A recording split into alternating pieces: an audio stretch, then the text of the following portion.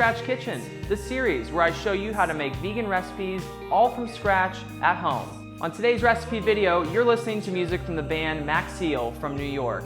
These guys are awesome. They just put out a new record on November 8th of this year called Super Enthusiast. I highly recommend you take a listen. Thank you so much to Joey from 6131 Records and to everyone in Maxeel for allowing me to play their tunes on my video today. You guys are going places. So please, if you like what you hear in the video today, click the links in the description below. I actually just bought their vinyl record today and I'm super pumped to get it. So for today's video, I'm gonna show you how to make vegan Swedish meatballs. Let's get to it. So these are the ingredients for the Swedish meatballs, and there's a certain preparation that goes into it. So I'm gonna walk you through that right now. So the first thing I did was I took some shallots and garlic, about 3 shallots, 6 cloves of garlic, thinly sliced them and put them in a saute pan with some oil and let them kind of cook down on a medium to medium-low heat for about 15 to 20 minutes just to soften up. So the next thing I'm gonna talk about is the breadcrumbs. This is a delicious loaf of ciabatta bread from Moxie's Bakery in downtown Louisville, Colorado.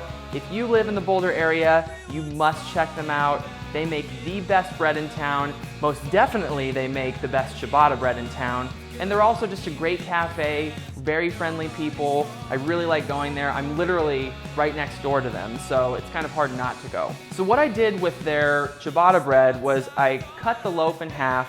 There's about, I'd say, 2 to 2.5 cups of breadcrumbs in this bowl right here.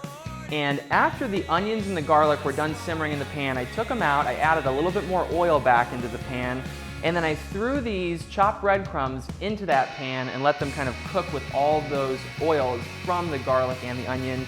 That gives these breadcrumbs a little bit more flavor before we put them into the meatball mixture. So these are delicious. So then I took that very same pan and I put it back on about a medium-high heat, and I added 1.5 cups of vegetable stock to it. I brought it up to a boil, reduced it to a simmer for a couple minutes. This is textured vegetable protein right here. This is gonna give the meatballs a really tender and meaty consistency.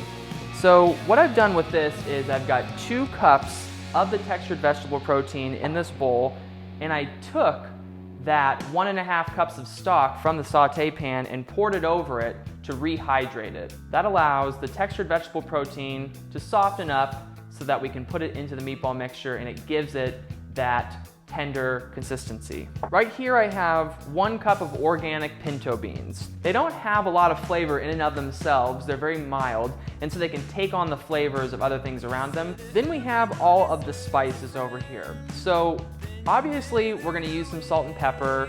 I'm also gonna use 2 tablespoons of nutritional yeast because nutritional yeast just gives any kind of dish a very round flavor of sweet, salty, a little spicy. Nutritional yeast is just amazing. I love using it in so many dishes. Right here, this is the key ingredient to the meatballs. We have 1/4 teaspoon of ground clove, ground nutmeg, and ground allspice. This is what gives the meatballs the flavor that you get in Swedish meatballs. It gives it that homey, warm, lovely spice, makes it taste delicious. I'm also gonna add the juice of half a lemon to these because I want a little bit of sourness in there to counteract some of the other spices. The last couple ingredients that we're gonna add to this are a little bit of Dijon mustard. I like Trader Joe's ground Dijon mustard. Trader Joe's, shout out, please sponsor me. And we're also gonna add some maple syrup to give it a little bit of sweetness. All of these ingredients here are gonna come together to create a nice round flavor that makes the meatballs really delicious. So let's get into it. So I'm gonna use a Cuisinart to bring some of the ingredients together for the meatballs. I'm essentially just gonna put together the beans and the onion garlic mixture with some of the spices in here. You can easily do that in a separate bowl, no problem, just takes a little bit more time. The Cuisinart makes it easier, obviously. So the first thing that we're gonna add here is the pinto beans. Then we're gonna add the onion and the garlic. Next up, I'll add my nutritional yeast. Next, I'm gonna add the all-important nutmeg, ground allspice, and ground clove. I'm gonna do about 1 tablespoon of the ground mustard. Now some of the maple syrup, about 1 tablespoon of it. Maybe a little bit more. And lastly, season with a little bit of salt and some black pepper. Now we'll mix it together.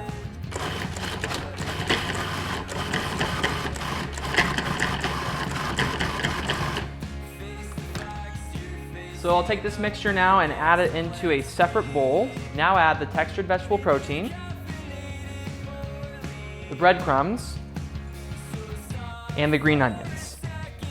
So now get your hands in there and just mix it all around. This is like grandma's house right here. You're just getting your hands in that bowl and just mixing it around, enjoying your day. It's a lovely day. Now we're gonna roll these into meatballs. I'm gonna make about 1 ounce meatballs, a little less than the size of a golf ball. So now that we have these all rolled out, we're gonna put them in the fridge for about 20 to 30 minutes to let them set up.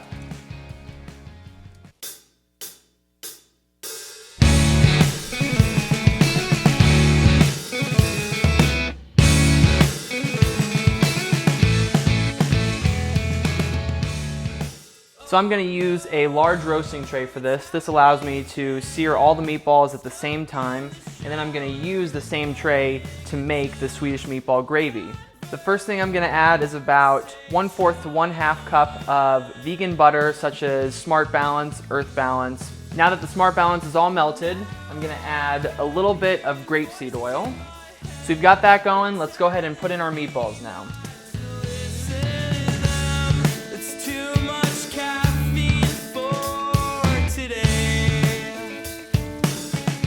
All the meatballs are in, and we're gonna let them now sear for about 2 to 3 minutes.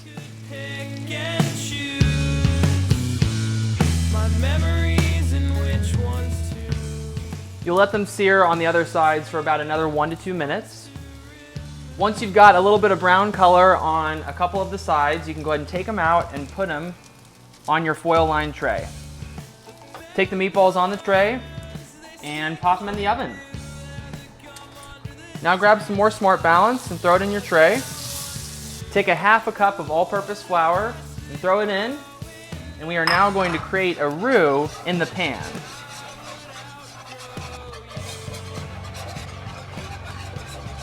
The roux should start to smell almost a little bit like popcorn. Once your roux has been in there for about 1 to 2 minutes, you can pour in some vegetable stock. And now we're going to start to build the gravy.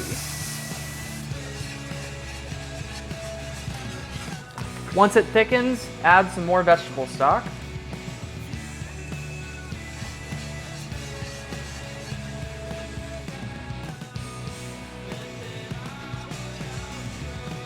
So I've added about 1 carton of vegetable stock to the roasting tray, and we've got the gravy at more of a liquidy consistency right now, but as it cooks over time, it's going to continue to thicken. What we're going to do now is we are going to season the gravy so that it has its own flavor. So of course we're going to add some salt, some black pepper. I'm going to add just a little bit of nutritional yeast. And then to enhance the flavors of the Swedish meatballs, I'm going to add a little bit more ground allspice and a little bit more ground clove. And now we'll whisk it in. It needs a little bit more tang to it, so like the meatballs, I'm going to add some ground mustard here. And to add some sweetness, some maple syrup. So the last thing I'm going to do for the gravy is add just a little bit of unsweetened original almond milk. I'd say about a 1/2 cup. I'm going to grab my gravy from the oven, bring it over here, and just pour it in. So there's lots of little bits in here, and we're just going to push it through the strainer. Look at that. See, that would all be in your gravy, and it would make it look kind of funky. So we're going to leave it out. It's going to look nice.